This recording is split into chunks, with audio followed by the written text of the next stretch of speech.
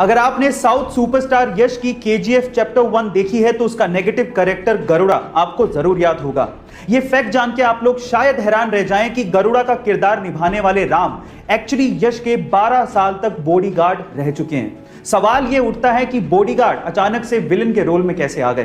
तो हुआ कुछ यूं कि केजीएफ के डायरेक्टर प्रशांत नील जब स्टोरी के नरेशन के लिए यश से मिलने आए तो उन्होंने वहां पर उनके बॉडीगार्ड को स्पॉट किया और उन्होंने यश से कहा कि गरुड़ा का किरदार राम निभा सकते हैं। और गाइस, सबसे बढ़िया बात यह थी कि यश ने इस चीज के लिए राम का सपोर्ट भी किया और उन्हें एक्टिंग भी सिखाई। ऐसे ही यश इतने बड़े सुपरस्टार नहीं बन गए हैं, वो बहुत दिलदार हैं और लोगों को सपोर्ट भी करते हैं। इसी वजह से लोग उन्हें बहुत चाहते हैं। गाइस, आपको ये सुन के कैसा लगा चैट सेक्शन में जरूर लिखेगा। 21वीं सदी का इंसान तरक्की तो बहुत कर रहा है लेकिन उसकी मोरल वैल्यूज घटते जा रही हैं।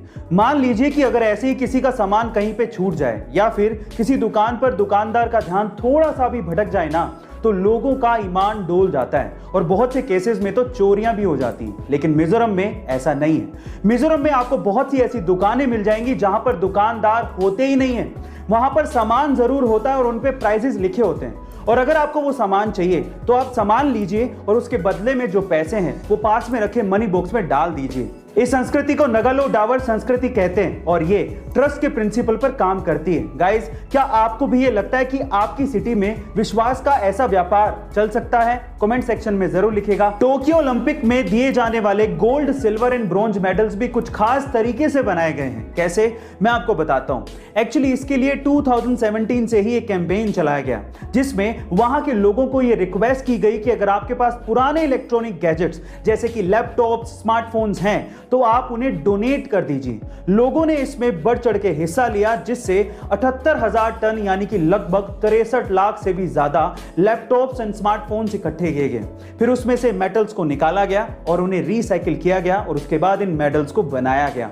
इस प्रोजेक्ट को टोक्यो 2020 मेडल प्रोजेक्ट का नाम दिया गया था। गाइस, क्या इसके पहले तक की इंफॉर्मेशन आपको पता थी? और अगर नहीं पता थी तो कमेंट सेक्शन में जरूर लिखिएगा। अगर मैं आपसे सवाल पूछूं कि क्या यह पॉसिबल है कि एक फ्लाइट इस साल उड़े और पिछले साल यानी कि बीते हुए साल में लैंड करे? मैं कोई मिस्टीरियस घटना की बात नहीं कर रहा हूं, मैं इन जनरल पूछ रहा हूं। क्या ये पॉसिबल है? जी हां, ये पॉसिबल है और ये हुआ भी है। यूनाइटेड एयरलाइंस की एक फ्लाइट शंघाई से 1 जनवरी 2017 को उड़ी थी और 31 दिसंबर 2016 को सैन फ्रांसिस्को में लैंड हुई थी। अब ये सिंपल लॉजिक है। देखिए, उस दिन न्यू ईयर था और हर एक कंट्री का टाइम जोन अलग अलग होता है, इस वजह से ऐसा हुआ था। ये कोई मिस्टीरियस घटना नहीं है। गाइस, आपको ये इंटरेस्टिंग इंफॉर्मेशन कैसी लगी कमेंट सेक्शन में जरूर लिखेगा और ऐसे अमेजिंग वीडियोस के लिए शेयर, सब्सक्राइब एंड